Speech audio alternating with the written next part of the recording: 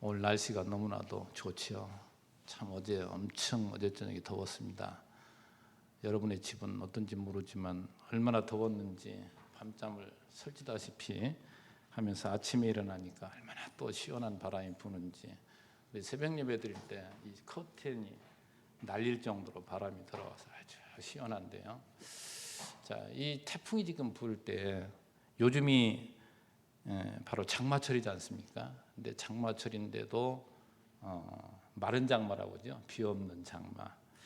과거에 내 어렸을 때 보면은 이런 때가 별로 없는 것 같은데, 장마지면 보통 며칠이고 비가 와가지고 비 오는 곳이 지긋지긋하다 할 만큼 그런 경험이 많이 있는데, 요즘은 그게 별로 없는 것 같아요. 그래서 이 참 모든 것들을 한번 생각해 볼 때 너무나도 급변하는 세상, 우리나라도 그렇고 곁에 있는 중국도 그렇고, 그래서 뭐 그렇게 황사 때문에 힘들어하고 그런 게 뭐 그걸 모르고 살았는데, 요즘은 또 황사 때문에 힘들어하고 또 대기 오염 때문에 고생하고, 이 모든 것들이 인간이 만들어낸 산물이다. 정말 타락한 인간, 이 불의한 인간은 어디까지 갈 것인지 모르지만 우리는 점점 멸망의 길로 가는 건 분명합니다. 그래서 앞장서 환경운동하는 사람들, 우리가 하나라도 내 자신부터라도 이 오염된 세상 오염되지 않도록 노력해야지 하면서 참 뜻깊게 사는 사람도 많이 있습니다. 근데 저는 그런 걸 보면서 그 용기 있고 그렇게 살아가는 건 참 박수 받을 만한 일이지만, 절대 우리 인간 하나하나가, 우리 개인 스스로가 그런 것들을 막을 수는 없는 것이다. 그 도도한 흐름 속에 우리는 흘러가는 거예요. 그러나 우리는 뭐예요? 정말 저 물을 거슬러 올라가는 살아있는 고기처럼, 거기 떠내려가는 건 다 죽은 것이 떠내려가잖아요. 살아있는 것은 물결을 거슬러 올라간다 이 말이죠. 지금 세상을 여러분은 어떻게 보십니까? 얼마나 어두운 세상, 이 타락해가는 농도가 갑작스럽게 더 이렇게 치닫는 것을 보면서 우리는 여기서 깨어서 거슬러 올라가는 이러한 성도들, 정말 이것이야말로 개혁자요. 저는 항상 이제 500년이 넘었습니다만은, 이 개혁주의를 이제 10월 달에 이제 기념 예배를 드리고 그럽니다만은, 이 개혁자들을 생각하게 돼요. 개혁자들, 그들이 그냥 뭐 단체를 만들고 그들이 뭐 조직을 만들어서 운동한 게 아닙니다. 자연스럽게 하나님 말씀이, 우리 히브리서 나온 말씀처럼 하나님 말씀 뭐예요? 살았고 운동력이 있어서 우리로 하여금 해 나가도록, 그 말씀 대신 그리스도 하나님이 우리를 붙들어서 우리를 사용하시는 것이지 우리 스스로가 하는 게 아니에요. 참 그 하나하나의 이 모든 역사를 이루어 가신 하나님. 자, 오늘 여러분이 이 말씀을 드리면서 시작하는 것이, 로마서를 여러분 마치면 정말 이 로마서를 보면 하나님이 얼마나 우리를 사랑하시는가를 확인시켜주고 또 확인시켜주는 놀라운 은혜의 말씀으로 아주 충만해 있어요. 먼 처음부터 마지막까지. 그래서 이 로마서를 다 여러분이 다 마치면, 이걸 확대하면 성경 전체를 말하는 것이지만서도 우리의 공로는 아무것도 없습니다. 우리는 이렇고 더럽고 추하고 하는 일마다, 하는 짓이라고 하면 좀 저급한 소리 같아요. 그런데 인간은 타락해서 하는 것마다 하나님이 싫어하는 일만을 골라서 해요. 이게 에덴 동산으로 시작된, 하나님을 떠난 인간은 자신이 하나님화 되어서 언제나 제중심적으로 살아가기 때문에 하나님이 싫어하는 일만 골라서 하는 것이 바로 인간입니다. 그러던 저와 여러분을 하나님 고삐를 딱 잡아가지고 완전히 틀어버린 거예요. 그 실제로다가 사도 바울을 우리에게 잘 보여주고 있어요. 그는 자신의 정욕을 위해서, 자신의 의를 이루기 위해서 얼마나 심차게 달려갔는지 모릅니다. 하나님이 딱 잡아가지고 뒤돌려서 완전히 180도 바꿔버린 것이죠. 여러분, 정도 차이는 있지만 저와 여러분은 그런 사람이란 말이죠. 이제는 우리가 세상 가운데 살아가지만 하나님은 얼마나 나를 사랑하시는가를 이렇게 확인시켜주고 또 확인시켜준 것이 바로 계시의 말씀인 성경입니다. 그래서 지금 우리가 살펴보고 있는 대목이 저와 여러분이 하나님의 의롭다 여겨주시는 하나님의 의인이 하나님의 백성이 되었는데, 그렇다면 그 의가 어디로부터 온 것이냐 이 말이죠. 그 의의 근원, 그 기초에 대해서 이 9장에서부터 11장까지 우리가 살펴보고 있는데, 오늘은 세 번째 대목이에요. 첫 번째는 하나님의 약속에 따라 된 것이다. 그 다음에 두 번째로 그 약속에 근거한 선지자들이 예언대로 우리는 이방인이면서도 하나님의 의를 덧입은 하나님 백성이 되었다. 이게 확인받았습니다. 누누이 여러 시간에 걸쳐서 여러분을 확인했으니까, 확인시켜드렸으니까 여러분 스스로가 이게 믿어지고 이게 너무나도 분명한 확실한 것으로 우리에게 다가올 때 우리는 흔들릴 수가 없는 것이죠. 그래서 지금은 좀 잠잠한 것 같습니다만, 신천지니 구원파니 참 그런 쪽입니다. 뭘 가지고 지금 얘기하느냐? 구원의 방법론에 따라서 그들은 구원을 가지고 얘기하는 거예요, 대부분이. 그래서 이 구원에 대한 확신이 없는, 내 어떤 행위에 따라서 의롭고 그렇지 못하다고 가르치는, 거기에 성도들이 확신한 신앙 갖지 못한 이런 성도들이 거기에 많이 말려 들어갑니다. 인간의 또 생각은, 우리들의 보통적인 생각은 전부 그게 맞는 것 같아요. 그러나 또다시 여러분에게 확인시켜드리고 또 확인시켜드리는 것은, 하나님께서 우리에게 은혜로, 은혜는 뭐예요? 거절하니까요. 거저, 뭔가 내가 행한 대가가 아닌 하나님이 거저. 언제부터요? 내가 태어나기 이전부터. 그래서 그 신뢰로다가 말씀을 드리잖아요. 야곱의 그 형 에서와 그 이삭의 자녀가 둘이 그 안에 리브가의 뱃속에 있었잖아요. 근데 그들이 태어나기도 전에 하나님이 야곱은 사랑하시고 에서는 미워하셨다. 오늘 새벽에 그 말씀 드린 것이 생각나네요. 하나님 얼마나 편협하신 분인지. 우리는 그냥 의롭다 했을 때 하나님은 누구나에게 공평하고 그렇게 생각이 되잖아요. 아니라니까요. 지금 말씀드린 대로 그들이 태어나기도 전에 하나는 사랑하고 하나는 미워하면 그거 의롭다고 생각 않잖아요, 우리는.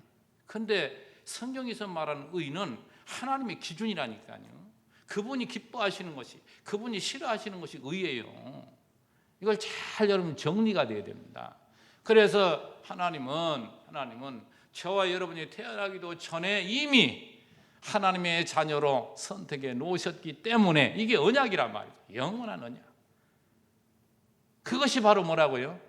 거저 주는 거라니까요. 은혜라니까요. 그래서 오늘 세 번째 대목, 이스라엘을 어때요? 은혜로 남겨주셨다 이 말이죠. 은혜로.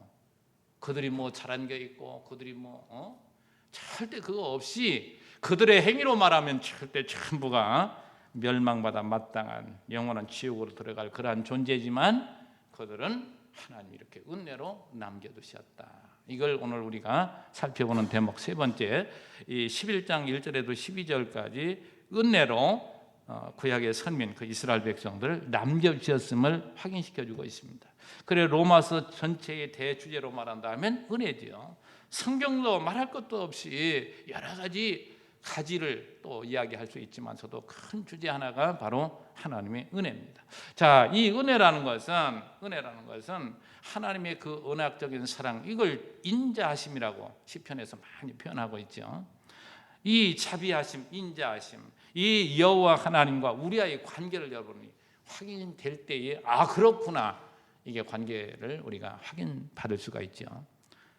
참 부모와 자식 간 이게 혈통이잖아요, 혈통. 그래서 자식들이 뭔가 이렇게 좀 튀어난 이런 것들을 할 때 꼭 그런 얘기를 많이, 아빠 닮았냐, 엄마 닮았냐, 아니면 또 할머니 닮았냐, 뭐 어쩌고 그런 쪽까지 많이 얘기하잖아요. 근데 틀림이 없어요. 다 유전적인 요소가 있기 때문에 다 그렇습니다. 자, 이 혈통이라는 것은 인위적으로 잘라낼 수 없는, 아무리 너는 내 자식이 아니야 한다고 자식이 아닙니까? 자식이잖아요. 그래, 이 세상적인 걸 가지고 신령한 거는 보세요. 하나님과 우리의 관계가 그렇다 이 말이죠. 너가 부정한다고 해서, 너가 그걸 아니라고 한다고 해서 그 관계가 아닌 게 아니라 말이죠. 하나님과 저는 뗄래야 뗄 수 없는, 또 다시 말씀드릴까요? 나는 지옥 가고 싶어도 하나님이, 내 아버지는 나를 안 보낸다니까요. 반 죽여서라도 하나님 섬기게 만들지. 이게 하나님과 나의 관계예요. 여러분이 지금 계속 강조하는 것은 은혜의 관계를 말하는 겁니다. 은혜의 관계. 하나님은 오늘 우리와 아버지와 자식 간의 관계이기 때문에 내가 아무리 잘한 일이 있다, 또 못한 일이 있다 할지라도 하나님 관계는 절대 끊을 수 없는 그러한 관계임을 여러분이 먼저 생각하면서 하나님의 그 변함없는 사랑을 우리에게 확인시켜 주는데요. 그 1절 말씀 보면 그러므로 내가 말하노니 하나님이 자기 백성을 버리셨느냐? 사도 바울은 벌써 답까지 다 준비해 놓고 이야기하는 거예요. 하나님 버리셨느냐? 이 그러므로는 앞에서 계속 지금 사도 바울은 뭐라고 했습니까? 유대인들이 메시아 그리스도가 이 땅에 오셨는데 그를 배척함으로, 그를 거절함으로 구원에서 제외되고, 이방인들은 하나님과 관계가 없던 사람들이었는데 그들이 예수를 받아들임으로 그들이 의로운 구원받은 백성이 되었다고 앞에서 계속 얘기했으니까, 그렇다면 하나님 유대인들을 버리셨느냐? 이렇게 질문할 수도 있잖아요. 그렇게 당연히 그런 것 같잖아요. 그러나 사도 바울은 단호하게 말합니다. 아니야. 하나님은 절대 버리지 않았어. 그리고 절대 하나님은 버리지 않는 분이야. 이게 바로 하나님의 진실하심, 하나님의 신실하심, 변개 없으심. 그분은 한 번 정하면 그대로 모든 걸 수행해 나가요. 근데도 성경 한 부분에 보면 하나님 또 후회하시는 장면이 나오네. 이런 부분 여러분 참 이해를 잘 하셔야 돼요. 하나님은 그 후회하셨다 이런 것들은, 제가 언젠가도 그런 표현을 많이 했습니다만은, 우리 한강을 한번 생각해 보세요. 한강이 동쪽에서 서쪽으로 흐릅니까? 서쪽에서 동쪽으로 흐릅니까? 아니면 북쪽에서 남쪽으로 흐릅니까? 남쪽에서 북쪽으로 흐릅니까? 전체적인 각을 딱 볼 때에 태백산맥에서 발원해가지고 서쪽, 서해로 흘러들어가잖아요. 그 동해에서 서로 흐른다. 이게 정답이잖아요. 그런데 저 양평 쪽에 그쪽으로 가보면 뭡니까 또? 요것들이 또 남쪽에서 북쪽으로 흐르네. 거기 흐르다 보면 또 서쪽에서 동쪽으로 흐르는 부분도 있다니까요. 여러분, 하나님은 변감이 없으신데 한 과정 속에서는 뭐예요? 그 표현을 지금 하는 거예요. 그러나 그 하나님이 후회하고 또 하나님이 이 자기가 만든 것을 말이죠, 한탄하고 이런 내용들, 요 지엽적인 일하는 문제를 올바로 이해하지 못하니까 엉뚱한 해석을 내리는 거예요. 그래서 여러분에게 제가 자주 강조하는 것이 바로 이 퍼즐 얘기를 많이 하는 거예요. 한 그림이 있습니다. 그림이 있을 때에 그 그림책을 보면, 예를 들어서 농촌 풍경, 어떤 농부가 지게를 하나 짊어지고 소를 몰고 가는 그 그림이 있다고 칩시다. 그런데 그런 소 같은 것을 이렇게 한 마리가 열려면 몇 개가 이게 맞춰줘야 되잖아요. 그런데 그 한 부분 한 부분, 예를 들어서 소 한 부분이 갖다가 딱 떨어진 거, 그걸 보면 이게 무슨 그림인지 알겠어요? 그게 모른단 말이죠. 그러나 전체를 알 때는 한 부분은 요 색깔이나 이런 걸 보면 요 부분이 맞겠다. 이게 몇 가지 딱 맞추면 그림이 나오는 거예요. 그래서 성경 보는 법. 그래서 제가 이번 여름 수양에 가가지고 수련회 가서 여러분이 그걸 좀 말씀드리려고 하는 거예요. 우리가 어떻게 성경을 보고 성경을 읽고 어떻게 이해할 것인가. 이제 이윤각을 딱 잡아드리면 어떤 부분을 우리가 보더라도 거기에 전체적인 그림 속에 한 부분이 이렇게 있다 했을 때 그걸 보고서도 전체를 떠나지 않는, 이게 아주 성경 해석의 대원리입니다. 이게. 그런데 얼마나 지금 보면은 한 부분을 가지고 미혹하는지, 이 이단들이 전부 그렇거든요.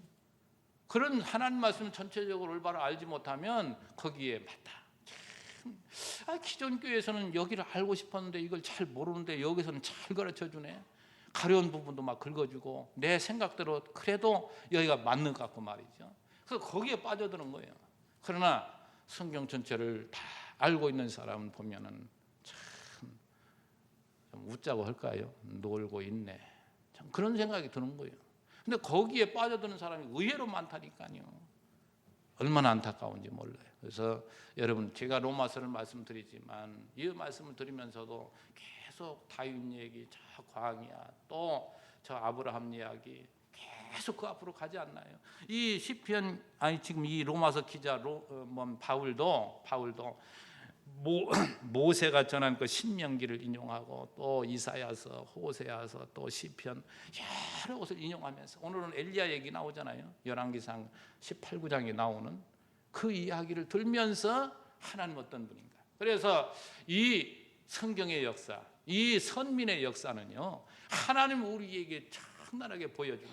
그래서 오늘 이 대목도 보세요. 5절에 뭐라 하겠습니까? 5절에 그런즉 이와 같이 뭐예요? 지금도, 엘리야 시대도 그랬지만 사도 바울 그 당시에 지금도, 오늘 우리가 읽는 지금 이 시대도 마찬가지. 남은 자를 하나님 남겨 주셨다 이 말이죠. 그래서 구약을 보고 우리 신약의 말씀을 보고 앞으로 되어질 모든 일을 보면서도 동일해요. 변함이 없다니까요. 그걸 우리에게 보여주는 거예요. 옛날 얘기, 옛적 아주 캐캐 묵은 얘기가 아니고 오늘 현실 속에 하나님이 어떻게 세상을 이끌어 가시는가를 우리에게 잘 보여주고 있습니다. 그래서 자기 백성을 버렸느냐? 그럴 수 없느니라. 그것을 어떻게 증명해내냐면 사도 바울 자기를 들어서 증명을 하고 있습니다. 자, 1절 이어서 이제 보면 그렇잖아요. 하나님이 자기 백성을 버리신다. 그럴 수 없느니라 하면서 나도, 사도 바울 자신도 이스라엘인이요 아브라함의 씨에서 난 자요 베냐민 지파라. 여러분, 유다 지파하고 베냐민 지파는 자랑스러운 지파입니다. 12지파 중에. 왜 그러냐면 우리 이제 솔로몬 이후에 르보암 시대에 10지파 반이 북쪽으로 다 가고 한 지파 반, 한 지파는 유다 지파요, 한 지파는 베냐민 지파잖아요. 베냐민 지파는 반이 올라가고 반이 남았단 말이죠. 그래서 유다 지파요 베냐민 지파는 굉장히 자긍심이 있습니다. 자신들은 절대 다른 지파 10지파 반, 10지파보다도 자신들은 우월하다고 얼마나 자랑스럽게 여겼는지 몰라요. 그래서 베냐민 지파인 사도 바울도 그렇게 교만했던 겁니다. 자신은 유대인 중에 유대인이라고. 자, 지금 요걸 지금 이야기하는 것은 나도 순수한 이스라엘 백성임을 말하면서 지금 유대인들에게 지금 말하는 거예요. 내가 이렇게 하나님의 선택된 12지파 중에 하나인 베냐민 지파로서 나는 이렇게 얼마나 못되게 살았는가. 정말 사도 바울처럼 못되게 사는 사람이 있으면 나와보라고 그래요. 없을 거예요. 얼마나 못되게 살아왔는지 모릅니다. 정말 자기가 얘기했던 나는 죄인 중에 괴수라고 하는 것은 포장해서 한 말이 아니에요. 자기를 더 낮추기 위해서 한 말이 아니라니까요. 얼마나 믿는 성도들을 괴롭히고, 그래서 예수님이 말했잖아요. 네가 나를 왜 이렇게 핍박하느냐. 그만큼 이 바울은 잘못된 길로 걸었던 그런 사람입니다. 그런데 자신을 주님이 찾아오셔서 이렇게 예수를 믿고 하나님 백성으로 삼아주시고 또한 주의 사도로, 제자로 자기를 삼아주신 것, 얼마나 정말 이것이 감격스러운 일인가. 여러분, 역으로 생각한다면 하나님이 자기 백성들을, 이스라엘 백성들을 버리셨다면 내가 어찌 그의 제자가 되었겠는가. 주의 12제자를 보십시오. 거짓말 다 유대인들 아닙니까? 그리고 우리 사도행전 2장과 4장에 보면은 베드로가 편하여 복음을 전할 때에 어찌할꼬 하면서 3,000명, 5,000명이 회개하고 돌아왔잖아요. 그 모든 유대인들의 전체에서 3,000명, 5,000명 그렇게 많은 숫자가 아닙니다. 그러나 하나님이 그렇게 유대인들을 버리셨다면 어찌 그들이 예수를 믿고 돌아왔겠냐 이 말이죠. 그걸 확인시켜 주는 거예요. 나를 봐라. 내가 그렇게 못되게 살아왔지만 하나님이 나를 용서하시고 나를 돌이켜서 예수를 믿게 했지 않느냐. 너희도 마찬가지 다 버린 것이 아니다. 예수를 믿으면 너희들도 다 하나님의 구원받는 백성이 된다는 것을 그들이 지금 말하고 있는 것이죠.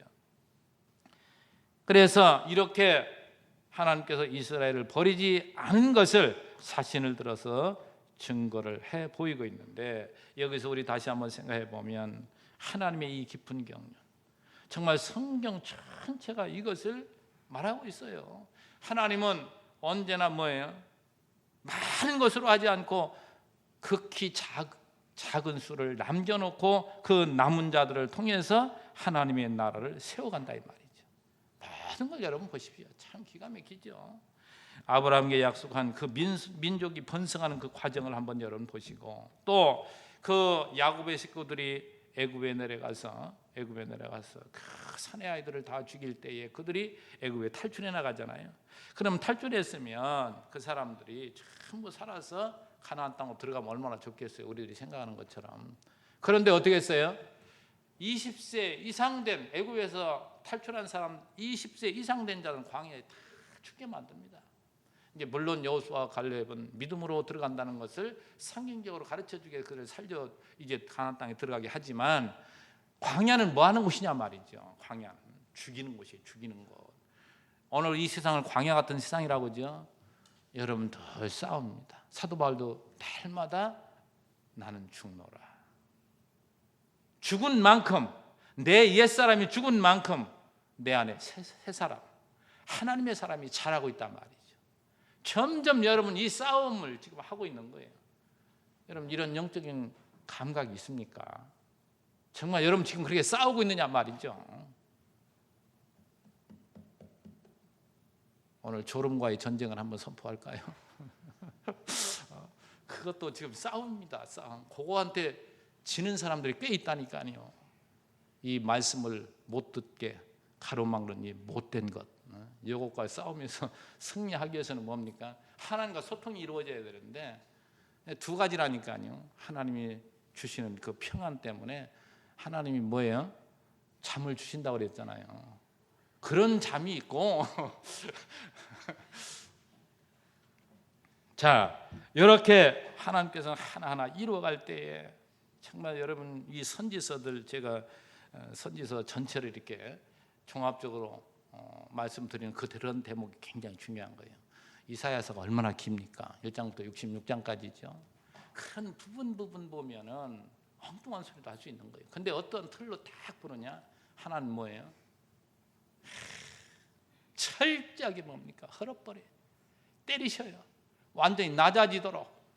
그리고 뭡니까? 하나는 반드시 회복시켜 주신다 이 말. 그래서 한 반은 이스라엘 백성들 하나님 때리셔서 완전히 초토화시켜 버리겠다. 그리고 그들을 다시 회복시켜 주겠다. 이걸로 구성이 되어 있어요. 모든 선지서가 그렇습니다. 헤롯이 뭡니까? 때리시고 싸매시고, 그 다음에 헐으시고 다시 세우시고, 그리고 뭐예요? 뽑으시고 다시 심으셔요. 여러분 생각해 보세요. 이 농작물이 있다고 쳤을 때 심으려면 왜 뽑습니까? 처음부터 잘 심어서 잘 자라도록 하시지. 이스라엘 역사가 그랬잖아요. 하나님께서 아브라함께 그 가나안 땅, 너 동서남북을 바라봐, 내가 보는 땅을 다 너와 내 후손에게 주겠다 약속하시잖아요. 약속하셨으면 그 땅에 살도록 하시지 왜 뽑아서 어디로 심겨놔요?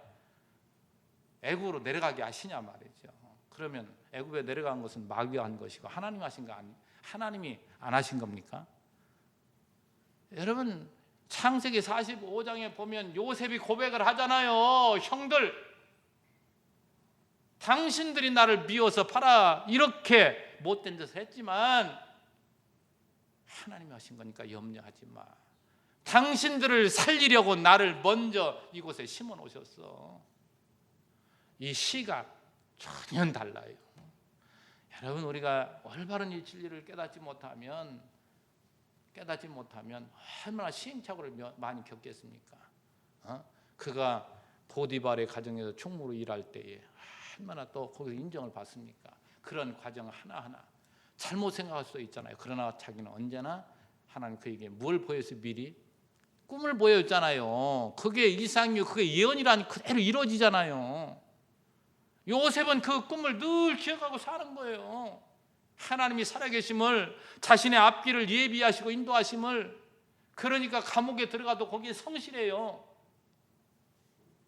오늘 예수 올바로 믿는 사람, 이 진리를 올바로 깨닫는 사람은 내가 다른 사람에게 억울하게 누명을 썼다 해서 거기에서 막 이래 안 그런다니까요. 그래? 나 감옥에 들어가게 해? 그래, 나 들어가겠어. 하나님 때가 되면 나를 건져 주시겠지. 그 안에 들어가서 기도하고 말씀 보고 하나님이 그 문제를 해결해 드리면 금방 실타래가 풀리듯이 이 사람 무지한 자야. 석방시켜줘요. 아니 또 그 자리에서 끝나도 내가 여기에서 있다 그냥 죽는다 할지라도 그 고백이 어디서 나옵니까?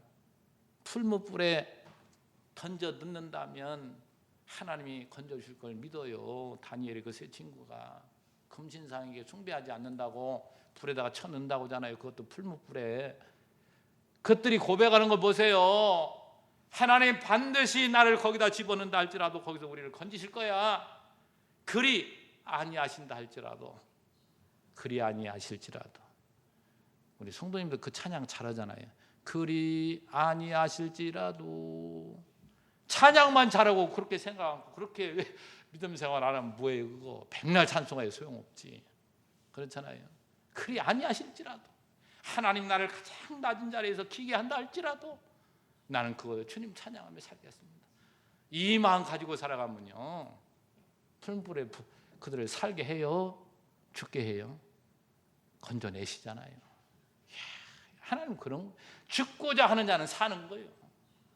정말 예수 믿고 이 진리로 올바로 무장한 사람은 죽고자 합니다. 그러나 하나님이 살려주고 하나님 높여주신다니까요. 여러분, 그래서 우리 하나님 있는 사람이 가장 힘들고 어려울 때면 감격해야 돼요. 감사해야 돼요. 이제는 뭐예요? 올라갈 일만 남았다. 틀림없습니다. 틀림없어요. 이것이 하나님의 경륜이에요. 하나님이 이스라엘 전체 모든 역사를 통해서 오늘 우리에게 그걸 확인시켜주고 있는 거예요. 하나님은 한 번 맺으신 언약을 절대 변개치 않냐죠. 반드시 이루어주시는 여호와라는 거. 여호와라는 거. 제가 에스더를 이제 보고 그 말씀을 전할 때 자주 그런 말씀을 합니다만은 정말 그 모르드게 보면 엄청 신앙이 좋아요. 에스더는 너무나도 신앙이 없고 너무나도 모자란데 그 삼촌 모르드게는 너무너무 신앙이 좋아요. 이 엄청난 일, 하만에게 음모, 그 하만이 얼마나 유대인들을 죽이려고 한 날짜를 정해놨습니까? 정말 그 누굽니까? 에스더에게 너 왕에게 나가서 이 사실을 알려라. 그런 말씀하십시오. 내게 왕이 나간 지가 지금 한 달이 지났는데 왕이 나를 불러서 들어가야 되는데 내가 그냥 부르지 않고 들어갔을 때 나는 죽습니다. 그 나라 법이 그래요. 못 들어간다고 그래요. 그러니까 모르드게가 뭐라고 그래요? 야, 너 왕으로 세우는 것이 이 나라를 위해서 하나님이 세우는 걸 어떻게 모르냐 이 말이죠. 참, 이 모르드게는 그 엄청난 위험 속에서도 뭡니까? 하나님의 약속을 믿어요. 유대인들이 그 127도에 흩어진 유대인들이 하루아침에 다 죽는다면 하나님은 가짜죠. 그분은 믿을 수 없는 분이죠. 그러나 그 하나님 유대인들은 반드시 살 걸 그걸 믿어요. 에스더 한번 봐요. 얼마나 재밌는지 몰라요. 그 말씀 보면은 뭐 그것뿐입니까? 성경 전체가 그거지. 여러분의 믿음은 어디에 있습니까? 여러분 믿음 어떠냐 말이죠. 우리는 세상의 사람들 여러 가지 어려운 일들, 내 스스로 해결할 수 없는 문제를 많이 붙이고 살아가는데 그때마다 하나님과 여러분 소통하신다면 걱정할 게 없어요. 하나님과 소통 이루어지지 않고 딱 담이 막혀가지고 제가 뭔가 해결하려고 능력 있는 줄 착각하고 그러니까 그렇지, 포기만 해보십시오. 전적으로 포기하고 주님이 보이면 그거 금방 해결돼요. 그런 경험을 많이 하기 때문에 더욱더 우리는 하나님을 의지하게 되는 것이죠. 자, 하나님이 자기 백성을 버리지 않으시고 남겨두심을 바울은 뭐라고 지금 설명하냐면 엘리야 시대에 있었던 사실을 통해 증거합니다. 2절에 하나님이 그 미리 아신 자기 백성, 이게 선민이에요. 미리 아신 자기 백성을 버리지 아니하셨나니 너희가 성경이 엘리야를 가리켜 말한 것을 알지 못하느냐? 자, 지금 열왕기상 18장에서 이어지고 19장 내용을 지금 말하고 있는데, 그러면서 2절 하반절에 엘리야가 이스라엘을 하나님께 고발하되, 이스라엘 전체 그 당시에 타락하고, 여러분 아합과 그 이세벨, 그의 아내 이세벨, 아합 시대는 이스라엘의 통틀은 그 전 모든 세대를 다 동원한다 할지라도 그때처럼 타락했던 적은 없어요. 가장 극악한 왕이 바로 이 아합 왕이었잖아요. 가장 극악한 왕이 있을 때 가장 능력을 행하는 엘리야를 하나님이 세워놓은 거예요. 그러니까 성령이 강하게 역사하면 악령도 강하게 역사하는 거예요. 참 하나님 하시는 일들은 얼마나 오묘한지 모릅니다. 자, 그때에 뭐라고 고발했어요? 3절에 주여 그들이 주의 선자를 죽였으며, 사실이죠. 그 당시에 선자들 다 죽여버렸습니다. 그 다음에 주의 제단을 헐어버렸고, 그 당시에는 뭐 북쪽 이스라엘은 물론 저 예루살렘에 하면 성전이 있었지만 그 북쪽 이스라엘도 건전한 사람들이 자꾸만 하나님을 섬기고자 하는 그 마음으로 단을 만들어서, 이 기드온 산당도 그런 거 아닙니까? 그런데 그런 것들을 전부 여하튼 하나님을 섬기지 못하게 만들었다. 그러면서 나만 남았는데 내 목숨도 저들이 찾나이다. 저들이 찾나이다. 여러분, 그 당시 얘기를 우리가 잠깐 생각해 봐야 되겠죠. 아합 왕이 얼마나 못됐는지 주를 믿는 성도들을 다 죽이고 선지자들을 죽이고 그런 시대인데, 하나님이 엘리야를 딱 불러가지고 그를 보냅니다. 보내가지고 뭐래요? 그들에게 지금 벌을 내리는데 피가 오지 않고 가뭄이, 그러니까 엘리야가 하나님께 구할 때까지, 그게 어느 때까지는 모르지만 가뭄이 극심하게 될 것을 미리 얘기해요. 그리고서 실제로 한재가 임합니다. 그래서 물이 마르고 하니까 그에게 까마귀가 날아와서 먹을 것을 준 얘기가 나오잖아요. 자, 그리고 또 그 당시에 또 그 사르밧 과부의 얘기도 나오고, 아무튼 이러한 극심한 기근 속에 처하니까 아합 왕이 가장 미워하고 죽이려고 하는 게 누구예요? 엘리야잖아요. 엘리야 이놈 죽여버리겠단 말이지. 아합 왕이 그럴 때에 엘리야가 제안을 하잖아요. 너희들이 섬기는 신이 진짜인지 아닌지 너희들 선지자 다 한번 모여라. 나와 함께 한번 대결해 보자. 갈멜산 전투가 벌어지잖아요. 갈멜산 전투. 거기에서 그들이 그렇게 자기 신을 부르고 자기 신에게 참 응답할 걸 요구했지만 묵묵부답이죠. 그때 엘리야가 하는 말이 재미나는 것이 있잖아요. 야, 너희 신 지금 잠들었나 보다. 야, 그렇게 해가지고 듣겠냐? 더 크게 소리 지르고 한번 해봐라. 얼마나 조롱합니까?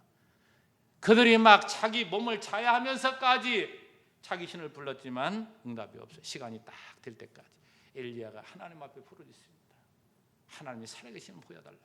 하나님 불을 내려서 다 그 단을 살리잖아요. 근데 그 단 만드는 것도 위에 불하고 물하고는 상극이잖아요. 그 나무를 벌려놓고 거기다 물을 갖다가 다 적셔가지고 불이 내려와가지고 다 타버려요. 그만큼 하나님이 강력히 임한 걸 보여줬을 때 엘리야가 이스라엘 백성들에게 봐라, 하나님이 살아계시잖아. 그때 모든 백성들과 함께 450인의 바알 선지자를 다 죽여버렸습니다. 그러니 여러분 보세요. 이 아합과 그의 아내 이세벨이 방방 뛸 거 아니에요. 그때 이제 하나님 표적을 보이시잖아요. 이 엘리야가 하나님께 기도하니까 하늘 문이 닫혀서 비가 오지 않던 곳이 비가 쏟아져요. 그걸 다 목격했는데도 엘리야와 아합은 이세벨을 죽이려고 합니다. 이세벨은 도망갑니다. 도망가다가 뭐예요? 굴에 숨어가지고 이 기도를 하나님께 드린 거예요. 하나님, 정말 이 악독한 아합 시대에 말이죠. 다른 사람들은 다 죽고 나만 남았습니다. 이랬단 말이죠. 그런데 놀라운 것은 이러한 정말 엘리야도 뭘 못 봤어요. 하나님이 숨겨둔 7,000인을 보지 못했어요. 참 이걸 볼 때 여러분 자만할 거 하나도 없습니다. 오늘 우리가 예수 믿고 살아가면서도 모든 사람들이 타락한 것 같고 이 시대가 점점 격길로 가는 것 같고 어두운 세대에 가는 것 같지만 하나님이 신실한 자기 백성들을 지금도 뭐예요? 다 남겨두셨다니까요. 저는 이 시대들 교회가 그 남겨진 자, 그래서 이 작은 자들을 통해서 하나님 일해 나갈 것을 나는 정말 믿습니다. 하나님 그렇게 해나가신다니까요. 하나님 보잘것없는 것 같지만 자, 이 엘리야가 도망가면서 지금 하소연하죠. 나만 남게. 그때에 하나님의 대답은 뭡니까? 오늘 바울이 그 인용의 4절에 말하죠. 거기에 하신 대답이 뭐냐? 내가 나를 위하여 바알에게 무릎을 꿇지 아니한 사람 7천을 남겨두었다 하셨으니, 그 대목을 여러분이 잘 한번 보십시오. 그 바알에게 무릎 꿇지 않은 7천을 남겨둔 것이 누구를 위해서요? 나를 위해서, 하나님 자신을 위해서. 여러분, 그래서 늘 여러분의 생각이 잘 정리가 돼야 돼요. 저와 여러분 하나님의 자녀로 선택하시고 이렇게 주의 말씀으로 우리를 양육해 가시는 것은 전부가 뭐예요? 하나님 자신을 위한 거예요. 참 여러분 보면은 이 부모와 자식 간에 말이죠. 자식이 예를 들어서 장난감을 부모에게 사달라고 하면 부모가 안 사준다. 자식이 땡깡을 놓기 시작합니다. 추운 겨울에 딱 어디요? 눈가에 나가서 옷 탁 벗고 거기에 누워 있다면 제일 속 타는 게 누구예요? 부모지요. 뭐 저거 자식 하나 있는 거 저거 감기 들어 저거 어떻게 되면 어떡하나 하고서 그러니까 그래 내가 사줄게 하고 끌고 들어오지 않겠어요? 여러분 이거 교육적인 차원이니까 저는 얼어 죽거든 놔줘야 되겠어. 이런 부모 있습니까?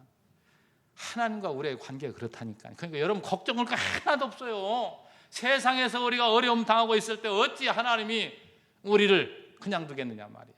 자신을 위해서 그냥 둘 수가 없는 거예요. 우리 잘 아는 말씀 시편 23편 잘 알죠? 여호와는 나의 목자시니 내게 부족함이 없으리다. 그가 나를 푸른 밭에 누이시며 쉴 만한 물가로 인도하시는다고 3절에 보면 내 영혼을 소생시키시고 자기 이름을 위하여 의의 길로 인도하시는도다. 우리를 의의 길로 인도하시는 게 누구를 위해서 그래요? 자기를 위해서 그런다니까요. 성경 전체가 그겁니다. 하나님이 자신을 위해서 이렇게 아브라함을 선택하시고 그의 자녀들을 하나님 끔찍이 사랑하시고 그 언약을 그대로 이루어 주신 것은 자기를 위해. 자기 이름이 바로 여호와인데 자기 여호와 이름이 손상이 되잖아요. 거짓이 되고 말잖아요. 그걸 그대로 이루어지지 않으면. 그러니까 하나님은 변개함이 없이 그대로 이루어진단 말이죠. 이 우상에게 절하지 아니한 신실한 성도 7천을 남겨두셨는데 정말 하나님의 그 보이지 않는 손길이지 않습니까? 그 신령한 엘리야도 그걸 보지를 못했어요. 그걸 알지를 못하고 나만 남았습니다. 오늘날도 그런 교만한 사람들이 참 많습니다. 자기들만 의롭고 자기들만 바른 길로 가는 줄 모든 교회는 막 매도하잖아요. 그래 여러분 정말 이름 없이 빛도 없이 진리 안에서 살아가는 주의 백성들이 얼마나 이 세상에도 많은지 몰라요. 전체적인 수에 비하면 아주 극소수지만 많은 사람들이 큰 길로 갑니다. 넓은 길로 가요. 그림도 좁은 길, 좁은 문. 그걸 향해서 지금도 십자가의 길을 걸어가는 성도들이 지금도 있다 이 말이죠. 얼마나 정말 감격스러운 일입니다. 아까 여러분이 말씀드린 우리 5절 보고 마십니다. 5절에 뭐라고 말합니까? 이렇게 7천 명을 남겨두었다 하셨으니 그런즉 이와 같이 지금도 은혜로 택하심을 따라 남은 자가 있느니라. 택하심을 받은 게 뭐예요? 은혜라니까요. 은혜로 택하심을 받은 자가 남은 자가 이렇게 있음을 오늘 우리에게 말해주고 있습니다. 우리 성도님들 정말 엘리야 시대가 얼마나 많은 신실한 믿음의 성도들이 죽어갔느냐 말이에요. 여러분 사도 시대도 보세요. 이 바울이 활동하고 있는 그 시대 보라 말이죠.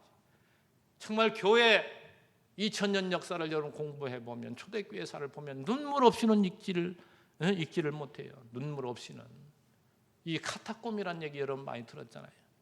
200여 년 동안 지상으로 나오면 신앙의 박해를 받으니까 뭐예요? 땅굴을 파고 들어가서 거기에 자식을 낳고 살았다니까요.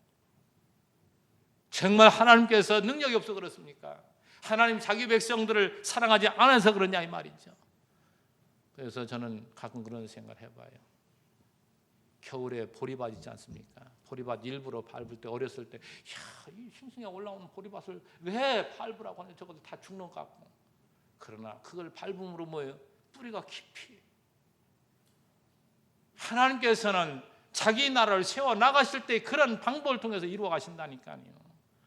얼마나 초대교회가 그렇게 핍박을 당하고 했지만서도 순수했느냐 말이죠. 이 순수는 얼마만큼 연단을 많이 겪었다는 순수한 금을 만들어내잖아요. 예? 이 연단이란 그 용어를 설명해 드릴 때도 용광로에 그 광석이 들어가 가지고 몇 번을 녹아야 그래야 정금이 나온다는 거. 여러분 다 알고 있는 사실이잖아요. 이 정금 같은 신앙을 만들어내기 위해서 하나님은 지금 시대도 마찬가지. 이 개혁 시대도 제가 개혁 시대 얘기를 많이 하지만서도 그래도 마찬가지. 지금도 그렇고 우리 주님 재림할 때도 뭐예요? 믿는 자를 보겠느냐. 그럴 때가 와요. 이방인 시대가 끝날 때 여러분 오늘도 이방인 우리 이 대한민국 땅에 살고 있는 우리는 유대인들이 말하는 이방인 아닙니까? 그런데 오늘 우리들의 시대가 지난 다음에는 믿는 자를 보지 못할 만큼 희귀한 시대가 올 것을 성경은 말하고 있습니다. 여러분 그러나 결국 요한계시록에서는 그리스도의 큰 놀라운 영광과 그의 심판의 능력을 보여주면서 궁극적으로 승리한다는 것을 우리에게 보여주므로 예수가 뭐예요? 확실히 살아계신 그리스도이심을, 그 주님을 보내신 여호와가 하나님이심을 우리에게 분명히 성경은 증거하고 있습니다. 이제 이사야서 6장 13절 한 절만 제가 말씀드리고 마칩니다. 이사야서 6장 13절에 그 중에 10분의 1이 오히려 남았을지라도 하나님이 이스라엘 백성들을 전부 죽여가지고 10 중에 하나를 남겨두었어요. 10 중에 하나 남았으면 얼마나 작습니까? 그런데도 이것도 삼킨 바 될 건 10분의 1도 삼켜진 바 된단 말이에요. 밤나무 상수리 나무가 배임을 당하여도 그 그루터기는 남아있는 것 같이 거룩한 씨가 이 땅의 그루터기니라. 참, 여러분 생각해본 10 중에 9은 죽이고 하나 남겼으면 얼마나 소중하고 얼마나 희귀합니까? 그런데 그것도 그냥 다 잘라버리고 거기서 뭐예요? 그루터기. 밤나무 여러분 봤어요? 밤나무 딱 잘라버리면 옆에서 순이 나와가지고 그것이 다시 커서 또 열매가 맺습니다. 그런 것처럼 하나님 자기 나라를 세워나갈 때 그런 방법으로 해나가신다. 이게 바로 남은 자란 말이에요. 거룩한 씨란 말이에요. 이게 정말 우리 제일교회 성도들 하나하나 그 일원이 거룩한 씨가 되기를 저는 원해요. 정말 이 길을 걸어가는 것이 그렇게 쉬운 일이 아닙니다. 그렇다고 어려운 일도 아니에요. 왜?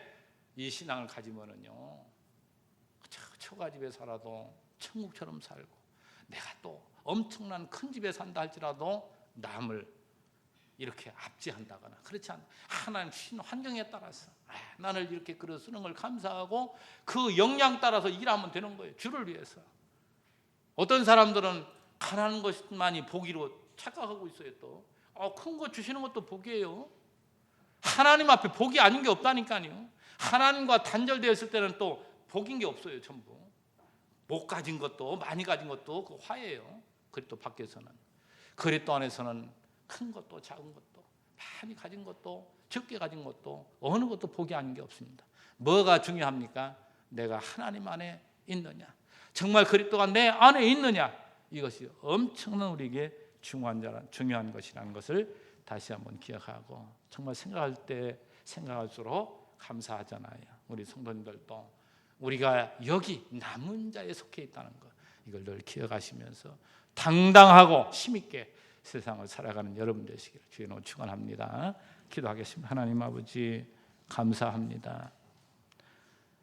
세상에 저희 같은 보잘것없는 것들을 주님 사랑하셔서 이렇게 이런 말씀을 듣고도 거부하지 않고 받아들일 수 있도록 성령께서 우리에게 지혜를 주시니 감사합니다. 우리 성도님들 정말 이 구약시대나 신약시대나 하나님이 역사를 이루어간 이 귀한 행적들을 하나하나 우리가 배우는 것은 하나님이 얼마나 놀라운 능력과 큰 권능으로 자기 백성들을 사랑하시고 승리의 길로 인도하시는가를 확인시켜주는 귀한 말씀 우리 듣게 하신 우리 여호와 하나님 아버지 참으로 감사합니다. 우리 성도님들 세상에 살아가면서 흔히나 이 진리 안에 살아가기를 원합니다. 그래서 어느 것에도 우리가 결박되어 있지 않고 거기에서 해방받은 하나님의 사람으로 주님과의 관계가 올바로 형성이 되어서 정말 어디에서는 자신 있게 내 주님께서 주신 은혜에 따라서 더 힘차게 세상을 살아가는 우리 모두가 되게 하옵소서. 특별히 우리 제일교회 정말 주님이 남은 자로 세우셨사오니 거룩한 씨로 우리를 세우셨사오니 세상과 타협하지 않고 오로지 예수 안에서 이 힘든 싸움이지만 분명한 것은 승리의 길을 걸어간 이제 승리를 보장받는 싸움임을 늘 기억하고 더욱더 당당하고 힘있게 세상을 이겨나갈 수 있는 우리 모두가 되도록 인도해 주시기를 원하옵고 예수님의 이름으로 기도하옵나이다. 아멘.